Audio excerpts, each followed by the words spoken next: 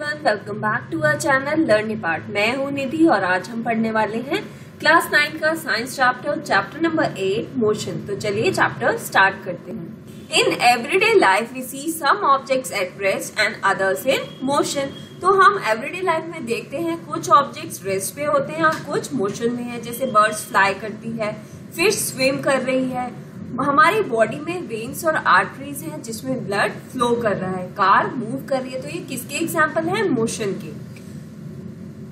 तो हम किसी भी ऑब्जेक्ट को मोशन में जब कहेंगे जब उसकी पोजीशन चेंज हो जाती है विद टाइम। हाउएवर ऐसी सिचुएशन आती है जैसे कि फॉर एग्जाम्पल हम मोशन ऑफ एयर को कब कहेंगे कि वो मोशन में है? जैसे कि डस्ट मूव कर रही है, लीव्स मूव कर रही हैं और ट्री की ब्रांचेस मूव कर रही हैं। सनराइज, सनसेट और ये जो सीजन्स चेंज होते हैं ये भी किसकी वजह से है? मोशन ऑफ द अर्थ की वजह से, जो कि अर्थ रोटेशन करती है और रेवोल्यूशन करती है। तो एक ऑब्जेक्ट एक पर्सन के लिए मूविंग है, लेकिन दूसरे पर्सन के लिए वो ही ऑब्जेक्ट एक रेस्ट पे है, स्टेशनरी है। जैसे कि एक मूविंग बस है, उसमें पैसेंजर्स है, तो जो ट्रीज है वो कैसे लगेंगे? मूविंग बस में से अगर आप बाहर की तरफ देखेंगे तो ट्रीज आपको लगेंगे वो पीछे की तरफ जा रहे हैं, वो मूव कर रहे हैं। A person standing on the road side perceives the bus along with the passenger as moving. एक पर्सन जो रोड पे खड़ा है उसे जो मूविंग बस में जो पैसेंजर्स है वो कैसे उसे नजर आएंगे? मूविंग आएंगे। हाउएवर जो पैसेंजर बस के अंदर बैठा है उसे अपना फेलो पैसेंजर, अपने साथ का पैसेंजर कैसे नजर आएगा? रेस्ट पे। तो इस ऑब्जर्वेशन से हम क्या इंडिकेट करते हैं? तो बच्चों जो मोशन होता है वो किसी भी ऑब्जेक्ट का वो एक स्ट्रेट लाइन में हो सकता है या फिर एक सर्कुलर पाथ में हो सकता है। सब में rotate and a few others में वाइब्रेट। कुछ ऐसे ऑब्जेक्ट होते हैं जो रोटेट करेंगे, कुछ ऐसे ऑब्जेक्ट होते हैं जो वाइब्रेट भी करेंगे। चैप्टर में हम मोशन ऑफ ऑब्जेक्ट्स देखेंगे अलोंग अ स्ट्रेट लाइन। फिर नाउ हम मोशन को कैसे डिस्क्राइब करेंगे? We describe the location of any object by specifying a reference point. तो किसी भी ऑब्जेक्ट की लोकेशन हम कैसे बता सकते हैं? उसके रेफरेंस पॉइंट से। जैसे कि फॉर एग्जाम्पल कि यहाँ पे ये मेरा रेलवे स्टेशन है, तो मैं अपने स्कूल की डायरेक्शन बता रही हूँ कि मेरा जो स्कूल है वो रेलवे स्टेशन से 2 किलोमीटर नॉर्थ की तरफ है। तो ये मेरा स्कूल है, वो कहाँ है? रेलवे स्टेशन से 2 किलोमीटर नॉर्थ की तरफ। तो इसमें मेरा रेफरेंस पॉइंट क्या है? Railway station. तो we have specified the position of the school with respect to the railway station. तो हमने अपने स्कूल की पोजीशन कैसे बताई? रेलवे स्टेशन के रिस्पेक्ट में। तो इस एग्जाम्पल में मेरा रेलवे स्टेशन है वो क्या है? वो मेरा रेफरेंस पॉइंट है। तो हम रेफरेंस पॉइंट कुछ भी चूज कर सकते हैं अपने कन्वीनियंस के अकॉर्डिंग। तो किसी भी ऑब्जेक्ट की पोजीशन जो हम बताते हैं वो कैसे बताते हैं? हमें उसका रेफरेंस पॉइंट चाहिए और रेफरेंस पॉइंट को हम ओरिजिन भी कहते हैं। Motion of a object along a straight line. तो जो स्ट्रेट लाइन में मोशन होता है ये सिंपलेस्ट मोशन है। जैसे कि एक ऑब्जेक्ट मेरा यहाँ पे है, एक यहाँ पे है, तो ये मोशन मेरा कैसा हुआ? स्ट्रेट लाइन में। पोजीशंस दे रखी हैं ऑब्जेक्ट के on a straight line path. तो let A, B and C, तो ये पॉइंट है A, B and this is C. A, B, C represents the position of an object at different instants. At first, the object moves through C and B and reaches A. तो पहले object C पे जाएगा, फिर C से B पे, then B से A पे. Then it moves back along the same path and reaches C through B. फिर वो सेम पाथ पे मूव करेगा, फिर वापस इससे इधर जाएगा। इस केस में मेरा डिस्प्लेसमेंट क्या हुआ? ऑब्जेक्ट ने मूव करा पॉइंट सी से ए की तरफ, तो मेरा डिस्प्लेसमेंट कितना हुआ? 60। ये यहाँ पे 60 है और यहाँ पे है 25। तो 60 माइनस 25 इज 35। तो मेरा डिस्प्लेसमेंट हो गया 35 किलोमीटर। अब यहाँ पे लिखा हुआ है मैग्नीट्यूड ऑफ डिस्प्लेसमेंट। मैग्नीट्यूड क्या होता है? जो भी चीज हम नंबर्स में लेते हैं वो हम कहते हैं कि इसका मैग्नीट्यूड है। जैसे यहाँ पे मैग्नीट्यूड 35 किलोमीटर है, तो मैग्नीट्यूड ऑफ डिस्प्लेसमेंट मेरा यहाँ पे 35 है, जो कि मेरा पाथ लेंथ की इक्वल नहीं है। Further we will notice that magnitude of the displacement of a course of motion may be zero, but corresponding distance covered is not 0। तो यहाँ पे ऐसा हो सकता है जो मैग्नीट्यूड है मेरा डिस्प्लेसमेंट का वो 0 हो सकता है, लेकिन जो डिस्टेंस जितना मैंने कवर करा वो 0 नहीं होगा। If we consider the object to travel back to O, the final position coincide with the initial position। जब हम इस केस में देखते हैं, अगर कोई ऑब्जेक्ट O से A मूव करा और फिर वापस A से वापस O पे पहुंच गया, तो इसमें मेरा डिस्प्लेसमेंट कितना हुआ? मेरा डिस्प्लेसमेंट 0 हुआ, क्योंकि मैंने जहां से स्टार्ट करा था, जो मेरी इनिशियल पोजीशन थी, मैं वापस उसी इनिशियल पोजीशन पे पहुंच गई हूँ। लेकिन यहाँ पे डिस्टेंस कितना होगा? O to A, ये है 60 किलोमीटर, देन वापस फिर A to O, then 60 and then this 60 plus 60 is 120 kilometre. तो मेरा डिस्टेंस हो गया 120 किलोमीटर, लेकिन मेरा यहाँ पे डिस्प्लेसमेंट क्या है? 0 है। तो इसीलिए डिस्प्लेसमेंट 0 हो सकती है, लेकिन डिस्टेंस 0 नहीं हो सकता। तो हमने डिफरेंट फिजिकल क्वांटिटीज देखी, डिस्टेंस देखा और डिस्प्लेसमेंट देखा। इसमें देख लेते हैं, अगर ऑब्जेक्ट ने O से A ट्रेवल करा, O से A कितना डिस्टेंस हुआ मेरा? 60। फिर A से C ट्रेवल करा, तो A से C मेरा कितना डिस्टेंस हुआ? 60। सो A से C मेरा कितना डिस्टेंस हुआ? 60 माइनस 25, दैट इज 35। तो 60, तो टोटल डिस्टेंस कितना ट्रेवल हुआ? OA plus AC, that is 60 plus 35, that is 95 kilometre. ये मेरा डिस्टेंस कवर्ड हुआ।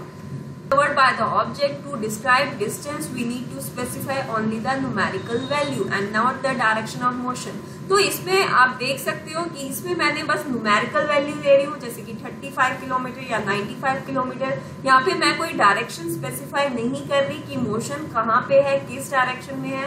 तो कुछ क्वांटिटीज ऐसी होती हैं जिसमें बस न्यूमेरिकल वैल्यू होती है, और जो न्यूमेरिकल वैल्यू होती है किसी भी क्वांटिटी की, तो उसे हम क्या कहते हैं? मैग्नीट्यूड होता है। जो हम मेजर करते हैं इनिशियल से फाइनल पोजीशन तक, तो उसे हम डिस्प्लेसमेंट कहते हैं। जैसे कि फॉर एग्जांपल देख सकते हैं, ये मेरा रेफरेंस पॉइंट है O, और मुझे A पे पहुंचना है, ठीक है।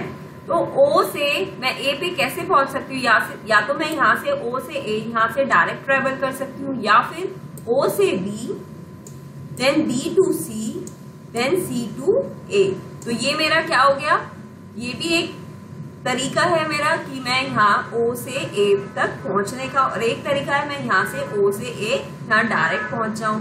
सो मेरा डिस्प्लेसमेंट क्या होता है? Displacement is the shortest distance, the shortest distance measured from the initial to the final position, उसे हम डिस्प्लेसमेंट कहते हैं।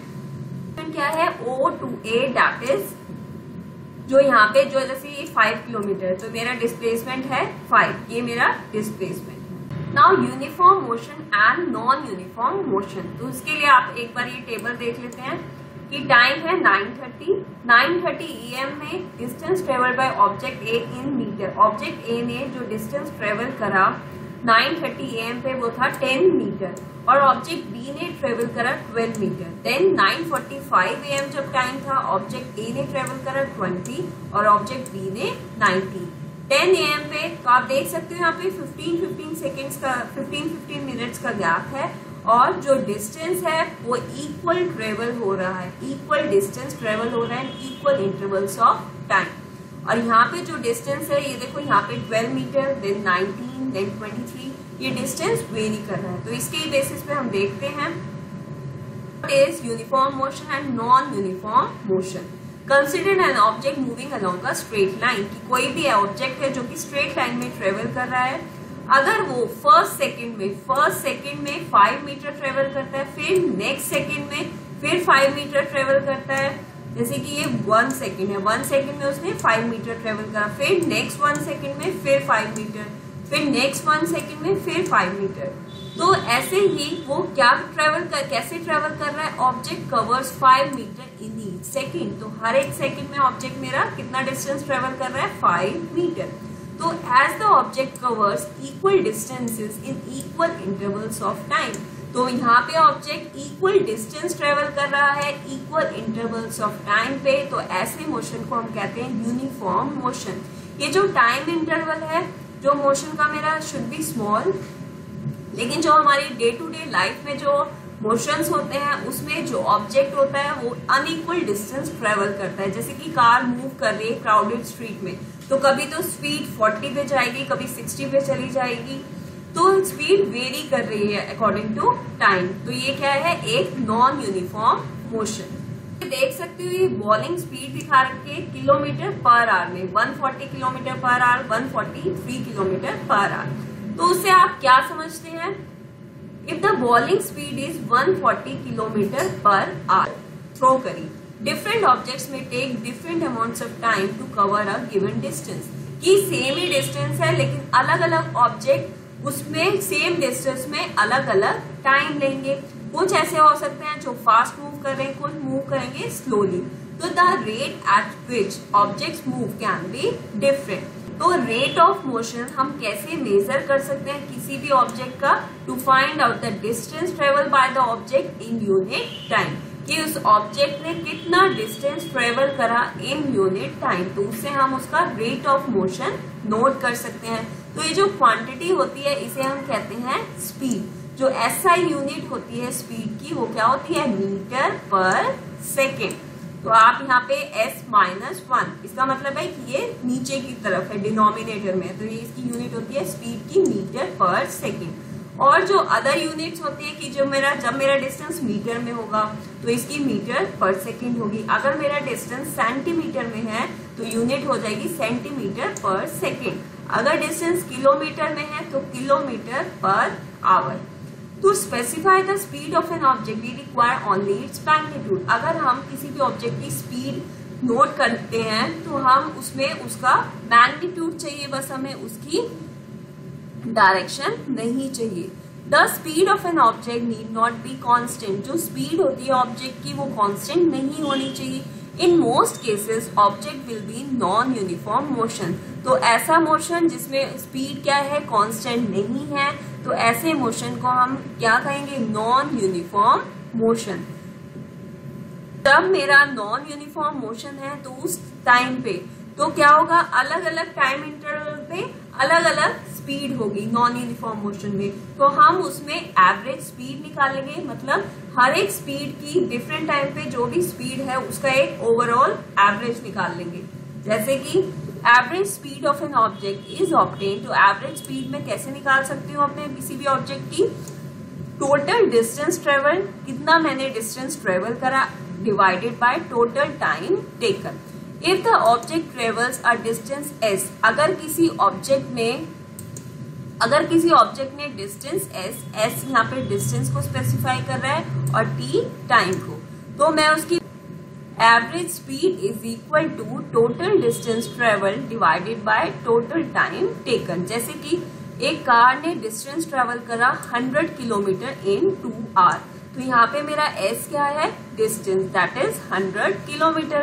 तो 100 ही मेरा यहाँ पे आ जाएगा,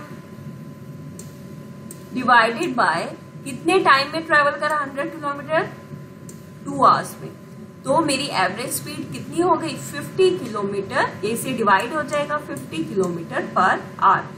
the car might not have travelled at 50 kilometre per hour all the time. तो कार ने 50 किलोमीटर पूरे टाइम ट्रेवल नहीं करा। ये मेरी क्या है, ये मेरी एवरेज स्पीड है। मतलब कभी तो कार ने 45 करा होगा, कभी 49 करा होगा, कभी 51 करा होगा, लेकिन अप्रोक्स 50 के आसपास थी। तो ये क्या है, ये है average speed.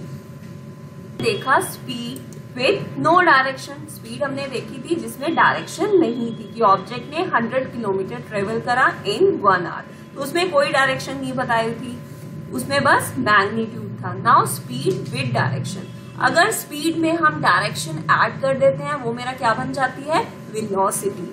The rate of motion of an object can be more comprehensive if we specify its direction of motion along with its speed. तो जो रेट ऑफ मोशन है किसी भी ऑब्जेक्ट का वो हम कैसे स्पेसिफाई कर सकते हैं, मोशन के साथ साथ उसकी डायरेक्शन से भी स्पेसिफाई कर सकते हैं। तो ऐसी क्वांटिटी को हम वेलोसिटी कहते हैं।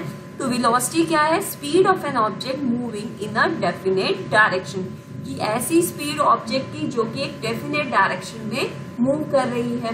तो वेलोसिटी किसी भी ऑब्जेक्ट की यूनिफॉर्म हो सकती है, मतलब इक्वल हो सकती है इक्वल इंटरवल्स ऑफ टाइम, या फिर वेरिएबल मतलब बदल सकती है वो टाइम के साथ साथ। It can be change by changing the object speed, direction of motion और बोथ। तो वेलोसिटी हम किसी भी ऑब्जेक्ट की कैसे चेंज कर सकते हैं? या तो उसकी स्पीड चेंज कर दें हम, या फिर उसका डायरेक्शन ऑफ मोशन चेंज कर दें, तो उससे उसकी वेलोसिटी चेंज हो जाएगी। जब कोई ऑब्जेक्ट मूव कर रहा है स्ट्रेट लाइन में at a variable speed, different speed पे, तो we can specify the magnitude of its rate of motion. तो ऐसे ऑब्जेक्ट की जब उसकी वेरिएबल स्पीड है, डिफरेंट स्पीड है at different intervals of time, तो उसको हम एवरेज वेलोसिटी से नोट कर सकते हैं। जैसे कि वहां पे हमने एवरेज स्पीड लिया था ना नॉन यूनिफॉर्म मोशन में, तो ऐसे ही यहाँ पे हमने एवरेज वेलोसिटी लिया है नॉन यूनिफॉर्म मोशन में। In case the velocity of a object is changing at a uniform rate, then average velocity is given by the arithmetic mean of initial velocity and the final velocity for a given period of time. जो velocity of an object is changing, अगर velocity किसी भी object की uniform rate पे change हो रही है, तो एवरेज वेलोसिटी को आप ऐसे नोट करेंगे, इनिशियल वेलोसिटी की मतलब जब स्टार्टिंग में जब मोशन ऑब्जेक्ट जैसे यहाँ पे है सो ऑब्जेक्ट की इनिशियल पोजीशन यहाँ है A और फाइनल पोजीशन B है। तो यहाँ पे जब ऑब्जेक्ट ने स्टार्ट करा था तो उसकी इनिशियल वेलोसिटी A पॉइंट पे क्या थी, प्लस फाइनल वेलोसिटी जब वो रीच हो गया जहां उसकी डेस्टिनेशन थी, जब फाइनल टाइम पे उसकी फाइनल वेलोसिटी क्या थी, डिवाइडेड बाय 2। तो एवरेज वेलोसिटी को हम V और नीचे A भी लिखा हुआ है, तो इसे डिनोट करते हैं, इसे कहते हैं एवरेज वेलोसिटी। U मेरी इनिशियल वेलोसिटी है जब ऑब्जेक्ट ने स्टार्ट करा था, जब उसकी क्या वेलोसिटी थी, और V मेरी फाइनल वेलोसिटी है कि जब ऑब्जेक्ट डेस्टिनेशन पे पहुंच गया था तो फाइनल उसकी वेलोसिटी क्या थी। सो जो स्पीड और वेलोसिटी है उनकी सेम यूनिट्स है, मीटर पर सेकेंड, या फिर ऐसे डिनोट कर सकते हो, लेकिन स्पीड में क्या है, बस मैग्नीट्यूड होता है, और वेलोसिटी में मैग्नीट्यूड प्लस डायरेक्शन। तो आज के पार्ट में हम इतना ही करेंगे। अगर आपको वीडियो अच्छा लगा है तो लाइक करिए और ज्यादा से ज्यादा अपने दोस्तों के साथ शेयर करिए। Thank you.